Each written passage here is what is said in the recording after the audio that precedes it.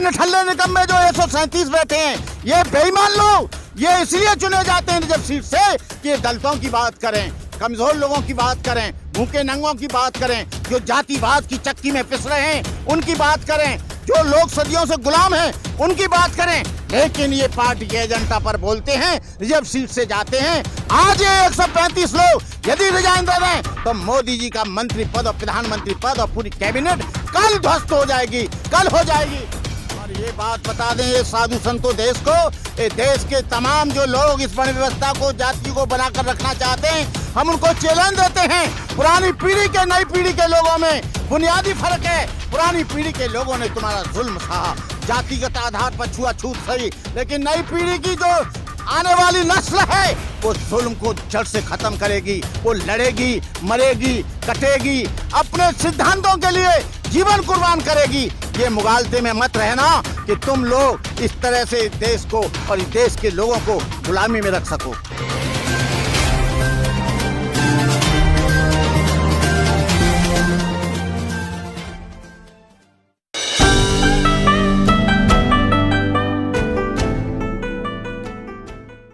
नमस्कार, आप देख रहे हैं एनबी न्यूज़ 24/7 नीलम बोध के साथ। और आज मेरे साथ में करुणाकर भंते जी जो कि लगातार अपने क्रांतिकारी विचारों के माध्यम से लोगों को एक प्रेरणा देने का काम करते हैं। अब भंते जी, अभी जिस तरह से हम देख रहे हैं कि लगातार चाहे मोहन भागवत हो या हिंदू धर्म के जितने भी लोग आज जो समानता की बात करें, क्योंकि 2024 के चुनाव सर पर है, तो क्या लगता है कि कहीं ना कहीं इस देश का जो 85 या 95% समाज है उसका वोट बैंक लेने के लिए इस तरह की राजनीति, इस तरह की स्टेटमेंट दी जा रही है?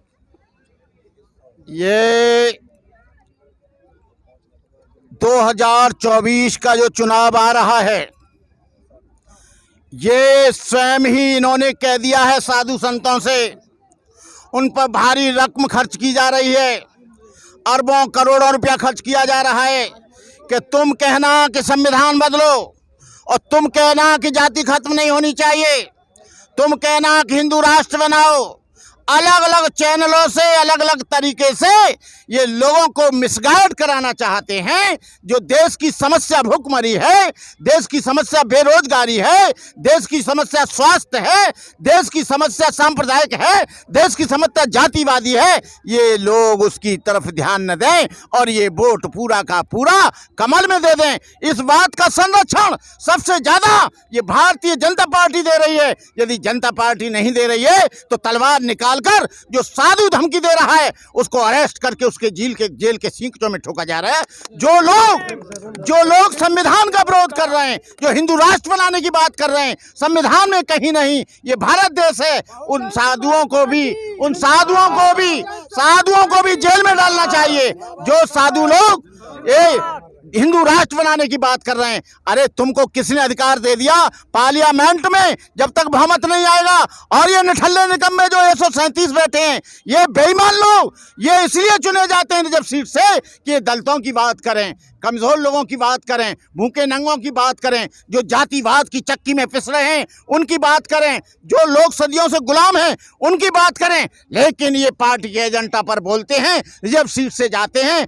आज ये 135 लोग यदि रिजाइन दे दें तो मोदी जी का मंत्री पद और प्रधानमंत्री पद और पूरी कैबिनेट कल ध्वस्त हो जाएगी, कल हो जाएगी। लेकिन आपको सोचना चाहिए, हम तो कहते हैं कि ये राजनीतिक आरक्षण खत्म होना चाहिए। आरक्षण की इसकी कोई जरूरत नहीं है, केवल नौकरी का, रोजगार का और डिमोशन एंड प्रमोशन का जो रिजर्वेशन इन प्रमोशन है उसमें आरक्षण रहना चाहिए। लेकिन ये उसको भी खत्म कर रहे हैं, जिससे कि जो जमीन का आदमी था वो इनके ऊपर कुर्सी पे बैठ गया। इनको दिल हिल रहा है, इनका दिमाग हिल रहा है। कहने का मतलब ये है कि मैं तमाम देश के लोगों से, जो आदिवासी लोग हैं, एससी लोग हैं, एसटी लोग हैं, चाहे वो बैकवर्ड के लोग हैं, चाहे शेड्यूल कास्ट के लोग हैं, आप सोचना समझना, जो बहन मायावती ने जो काम किया, उन्होंने जो शेड्यूल कास्ट के लोग थे, जो बैकवर्ड के लोग थे, बहुजन समाज के महापुरुष थे, उनको समाज में सम्मान देने का काम केवल बहुजन समाज पार्टी ने किया, किसी और ने नहीं किया। भंते जी, एक आखिरी सवाल लेना चाहूंगी। अभी जिस तरह से पिछले दिनों जंतर मंतर पर एक हिंदू संगठन का बहुत बड़ा प्रदर्शन चल रहा था,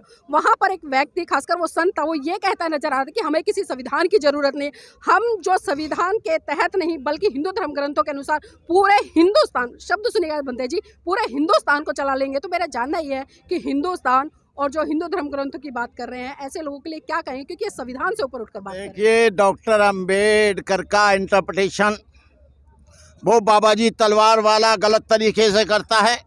वो बोलता है कि बाबा साहब डॉक्टर अंबेडकर ने हमेशा हिंदू राष्ट्र बनाने के लिए और हिंदू धर्म को सपोर्ट करने की बात कही। अरे बाबा जी, यदि उन्होंने हिंदू समाज को और हिंदू धर्म को सपोर्ट करने की बात कही तो बाबा साहब ये 22 प्रतिज्ञाओं का कहाँ से ले आए? और 22 प्रतिज्ञा में तुमने गला काटने की बात करी। वो 22 प्रतिज्ञाएं राजेंद्र पाल की नहीं थी, वो 22 प्रतिज्ञाएं बाबा साहब डॉक्टर अंबेडकर की थी।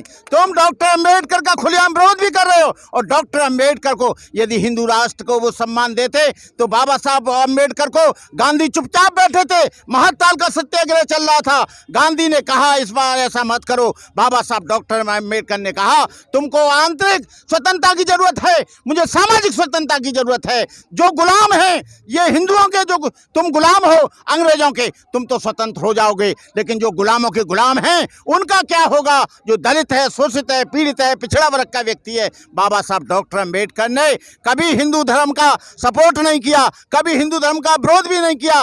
बाबा साहब को यदि आप सम्मान देते तो बाबा साहब डॉक्टर अंबेडकर को बौद्ध बनने की जरूरत नहीं पड़ती। बाबा साहब को सम्मान देते तो बाबा साहब 22 प्रतिज्ञा लेकर कभी यहाँ पर हिंदू धर्म को छोड़ने की तमन्ना नहीं करती। अरे आप पढ़कर देखना 22 प्रतिज्ञाओं को। 22 प्रतिज्ञा में लिखा है कि आज मैं भगवान बुद्ध तथागत गौतम बुद्ध की शरण में जा रहा हूं और आज मैं ऐसा महसूस कर रहा हूं कि हिंदू धर्म के नरक से मुझे छुटकारा मिल गया। जो बाबा साहब डॉक्टर अंबेडकर ने 13 सितंबर सन 1935 को जो एबला में कही थी कि हिंदू होना मेरे बस की बात नहीं है, लेकिन हिंदू होकर मरूंगा नहीं, उस प्रतिज्ञा को बाबा साहब डॉक्टर अंबेडकर ने 14 अक्टूबर 1956 को नागपुर की पवित्र दीक्षा भूमि में पूरा किया। लेकिन हम देखते हैं धीरेन्द्र ब्रह्मचारी, धीरेन्द्र शास्त्री भी उलटपटांग विचार देते हैं कि तुम मुझे साथ दो मैं तुम्हें हिंदू राष्ट्र दूंगा। अरे ये तो चंद्रबोस हो गया कि तुम मुझे खून दो मैं तुम्हें आज़ादी दूंगा। अरे हिंदू राष्ट्र का मतलब है ऊंच नीच, हिंदू राष्ट्र का मतलब है छुआछूत, हिंदू राष्ट्र का मतलब है एक धर्म का शासन, हिंदू राष्ट्र का मतलब है एक विचारधारा का शासन। अरे धीरेन्द्र शास्त्री जी, ये देश तुम्हारी बपौती जागीरदारी नहीं है, ये देश मुसलमानों का है, ये देश ईसाइयों का है, ये देश सिखों का है, ये देश जैनियों का है, ये देश आदिवासियों का है, ओबीसी का है। तुम अकेले कैसे बना दोगे, कैसे कर दोगे? ये संवैधानिक अधिकार जो दिया है, ये देश जो है किसी धार्मिक ग्रंथ से नहीं चलेगा, ये देश बाबा साहब डॉक्टर अंबेडकर के बनाए हुए संविधान के द्वारा चलेगा। बहुत बहुत धन्यवाद आज की इस चर्चा में जुड़ने के लिए हमारे साथ में। तो देखिए यहाँ पर बिल्कुल स्पष्ट कर दिया, चाहे आज जो लोग हिंदू राष्ट्र की बात करें या किसी तरह से भी अपने धर्म ग्रंथों को स्थापित करने की बात करें, लेकिन इस देश में भारत का संविधान इस बात का अधिकार देता है कि इस देश में तमाम वर्ग के रहने वाले लोग, चाहे वो किसी भी जाति किसी भी धर्म के हैं, वो अपने अनुसार किसी भी धर्म को फॉलो कर सकते हैं। और जो हिंदू राष्ट्र की बात करें वो तो कोरी कल्पनाएं हैं। तो जरूरत आज बहुजन समाज को इस कड़ी में आगे बढ़ने की और अपने महान पुरुषों के इतिहास को पढ़ने की।